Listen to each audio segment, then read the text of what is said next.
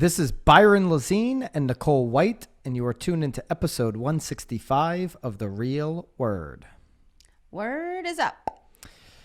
We've got to jump right into it, Nicole, before that air conditioner starts again and ruins this entire podcast. I'm convinced that it will, but let's just rock and roll and see what happens here. Also, before we jump into it, actually. We have heat. I have heat where I am. We have... I don't have air conditioning. So we also have some heat coming from Open Door on our last podcast, episode 164. Oops. Go check it out if you haven't already. Open Door reached out to Inman. We were referencing an Inman article about the Open Door expansion, and they wanted to correct us that Open Door plans to double its markets this year to 42, not add 42 markets as I misstated in the last episode. So that makes sense because they had, I think, 6 new markets, if I remember correctly, in quarter one. Right. And I was... Well, we made quite a scene about that because I was like, it's already March. Right. How are they going to do that? Yeah. Oops. But Open Door, thank you for watching, by the way. Yes. Yeah. Although they probably have Google Alerts on, another reference to episode 164, and they may not watch this one. Well, maybe they will. We'll see. We'll tag you, Open Door, and my apologies, my sincere apologies on the mistake. So wanted to correct that. Okay. Also, big news this week. We have the Real Word Confessionals series coming up. At the end of this episode, we'll tell you who the first guest is. That podcast drops in 2 days. So maybe the next day, whenever you're seeing this. It'll drop Thursday of this week. If you're seeing this Wednesday, it'll be tomorrow, okay? But that's this week, so make sure that you get into that. Let's get into Racket number 1. Let's get into it. Rent prices continue to soar across the U.S. This is according to CoreLogic. Rent prices are significantly higher than they were at the same time last year, rising by 3.8% nationwide in January.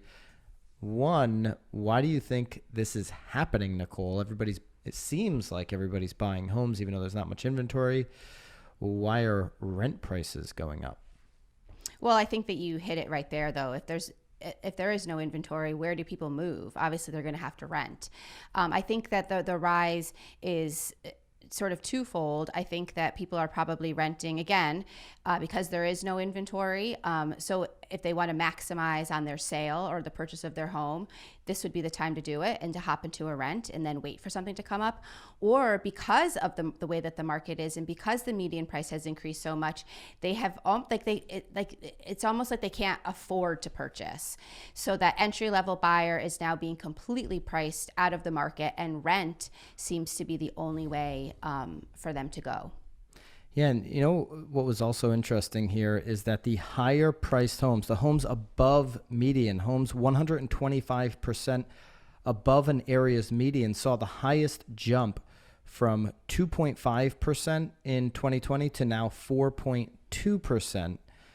So it's these median and above median homes, because if you have a home that's 75% the area's median price, then the rent actually went down from 3.7% in 2020 to 2.9% now. So these more expensive homes, and that might just be, to your point, some of these people that are getting priced out of the market saying, you know what, I still want to rent something, or I still want to live somewhere nice. I'm going to go pick up a more expensive home on the rental market.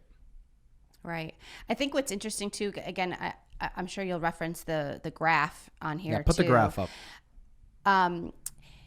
Again, Boston has decreased though. And it's funny because, I never really put 2 and 2 together, and I don't know why. But it actually is talking about college students. Since they're now not in schools, these cities have actually dropped primarily because of that. Where I would have thought, people were fleeing the cities because they were wanting to go someplace more rural or have a little bit more space or what have you. But they're actually really sort of blaming more of the city decline on colleges, which... College students and kids that are right out of college too, Nicole. So I know a few in Connecticut that moved back to Connecticut just because they're like, I was like renting this place with 3 guys. Our lease came up and I can do everything I'm doing, work from home.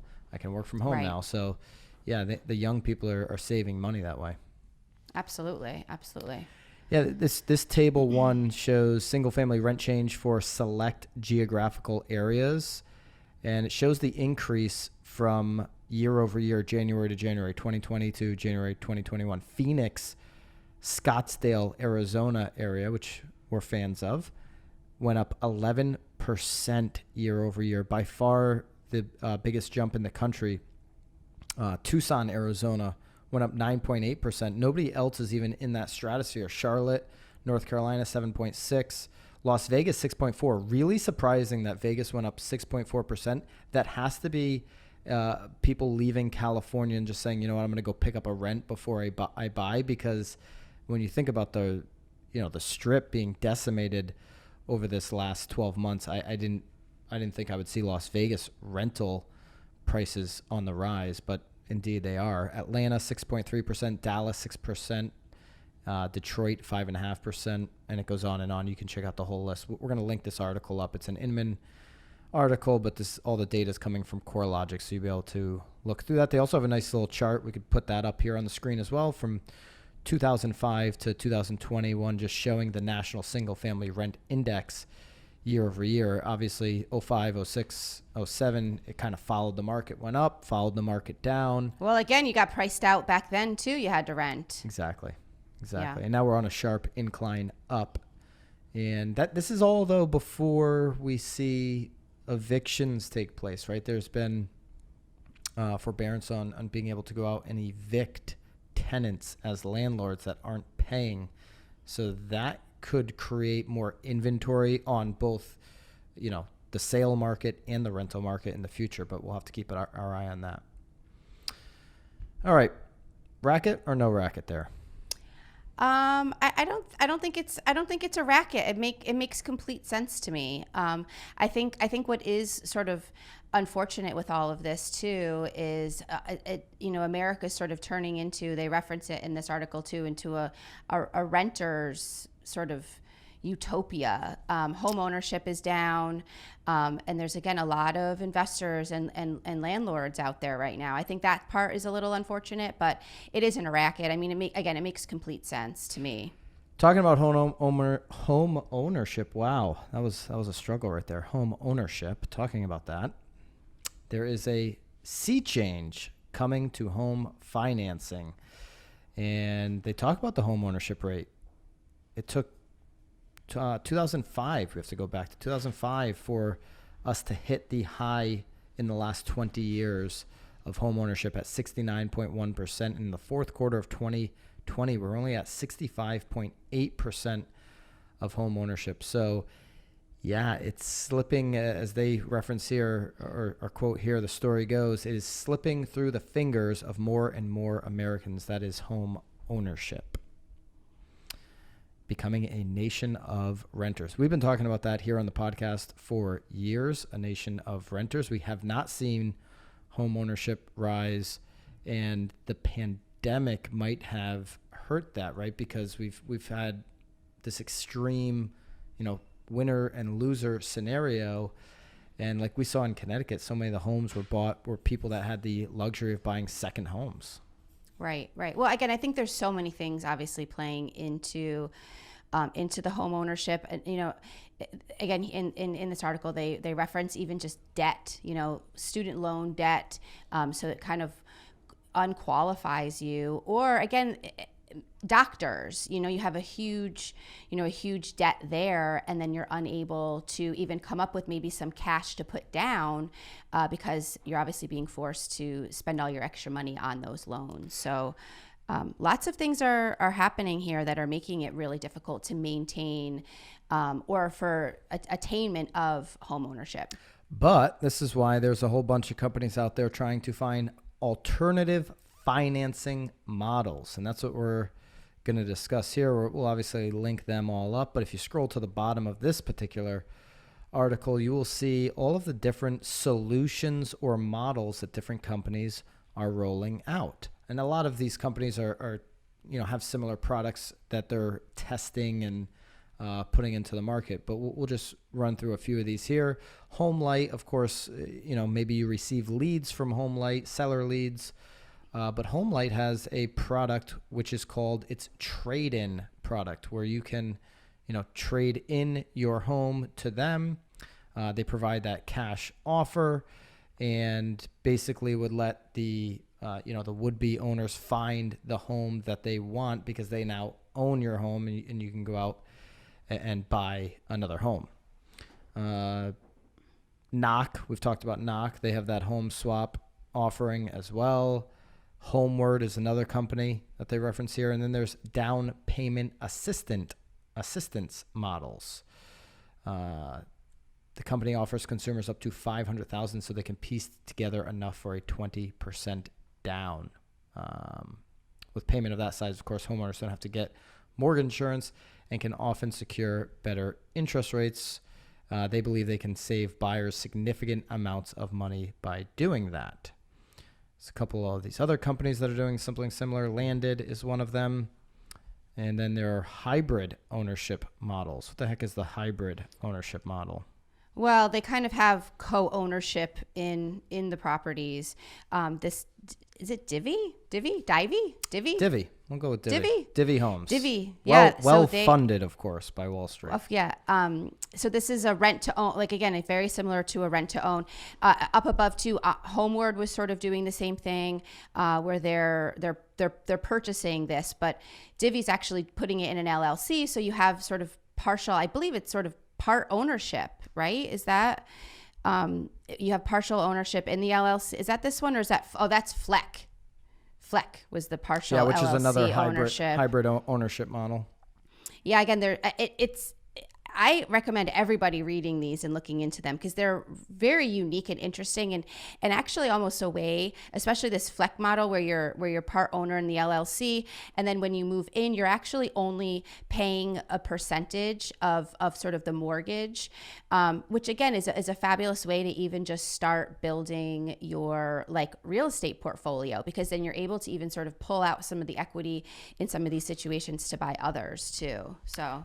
And like we've seen, we were talking about Open Door last week, like we've seen with a lot of these companies, some of these models are just going to be a pretty good marketing ploy, right? Like, oh yeah, we have, we'll buy the house and you rent it from us, and then you can decide if you want to buy it from us. We'll do this, we'll do that. We'll give you down payment assistance. And all of that is just to get them to transact with them. Because if you see, Open Door started as just an iBuyer. Hey, we're just an iBuyer. We're out here iBuying. And now they're becoming a full-fledged brokerage model. They're using the iBuy as the, dangling the carrot to what they're really going to do, which is become a full-fledged broker. And that's what some of these companies, HomeLight, hey, do this, do that. And then, okay, just transact with us. We just want the fees. We want the fees. Right. Well, and there are lots of fees that come along with these. There's transaction fees. They're looking for percentages. Again, I do think though that I do not think that this is a racket. I think it's great that they are offering some other alternatives. And again, a way to really make obviously buyers have a little bit more buying power too, because they're providing in some situations, providing offers on homeowners' homes so that they can then confidently go out to purchase another home. Obviously, they're doing sort of rent backs too. And a lot of these companies too are even taking losses in the long run if you take a loss. Or if they do purchase your home and then when they resell it, if they make a larger profit than they had originally believed, they're actually splitting it with you. So again, I think they're all very interesting, all offer very different things. Again, all of the owners of all of these companies are still very much in agreement with the fact that the 30-year mortgage is never going away. Correct. And it doesn't sound like they're trying to achieve that, but just certainly offering alternatives, which, as a real estate agent, it's always nice to see other things entering the market so that you can continue to help your buyer achieve their goal. Great point. Or their seller. Great point. Yeah. The 30-year mortgage has been the best product for banks in the history of American banks. So that is not going away, but more options for consumers is always good if they're educated on what those options cost them and start adding up the fees and can compare and contrast. If you're working with buyers, do that for them if they're thinking about these other options. Help them understand the process. All right. Marketeer of the Week. It lines right up with who our first guests are going to be on our second show here on The Real Word, which will come out every single Thursday. Real Word Confessionals. The Real Word Confessionals. In our first episode, we had the broke agent and really his star partner in the Over Ask podcast, Matt Lionetti. And it's funny because in our interview, we actually we do mention that he may actually outshine the broke agent. So he definitely does outshine him in the interview, which you've got to check out on Thursday. Make sure to subscribe to this YouTube channel, The Real Word, to check that out. Put the notification bell on so that you are the first to see it when it comes out. But if you're not following Matt Lionetti on Instagram, do it. We want to honor him as a marketeer, specifically for his Drake video. I think there's so many. Again, I think that was a beautiful video, but I have to tell you, I think that he's doing a wonderful job because he's leading with humor, right? So, I mean, there's barely any videos in here about properties. I again, there's so many. I do agree with you. The Drake video was classic and very well edited. But again, he makes fun of agents that call themselves top producers, award winning. He just talked the other day about single agents forming a team and what does that mean? So there's a lot of great humor in these, and I enjoy watching them. I have no problem watching them in their entirety. Check out his reels. We're definitely linking up the Drake video, and that one was overproduced. His reels are, just phone to face, and they're really authentic. But check out Matt Lionetti. He's doing some very interesting stuff. He's got the podcast going with the broke agent Over Ask. He's our marketeer of the week, and they are going to be our guests on the first ever Real Word Confessionals, which comes out this Thursday. So if you're seeing this episode as it drops here during the week of the St. Paddy's Day week that we're in, then you will see the first episode of the Real Word Confessionals. It'll be everywhere where you're listening to podcasts. It'll be on all the same channels as the Real Word. And every single week, we are going to do another guest. We have a guest the following week that has amassed over 1.5 million followers in the real estate game as an agent. And we've got maybe Tom Ferry coming up here soon. Maybe. We've got some really good guests. And we're going to ask the questions that never get asked. You hear the same question asked over and over and over again in different podcasts. Nicole and I are going to be asking questions that are never asked to tell the stories that are seldom told in these upcoming confessionals. So make sure you are subscribed to The Real Word so you do not miss one. And we'll always have this show every single week as well, releasing on our normal day, Tuesday, or latest on Wednesdays. So this format is going nowhere. We're just adding to it. Look at you, though. You didn't get a tongue tie when you said it. That's right. It's been hard. It's been hard to talk today. So over the AC. Well, I'm excited. It's gonna be exciting. I'm excited to again, mostly to introduce, if people don't know these people, to introduce them to you. I mean, everyone that we've interviewed so far, they have a wonderful story to tell, and certainly, nuggets of information that I'm certain our viewers can all take something away from. So I'm excited for it. We're really excited about it. And we'll see you on the confessional, and we'll see you next week on The Real Word. Bye, guys.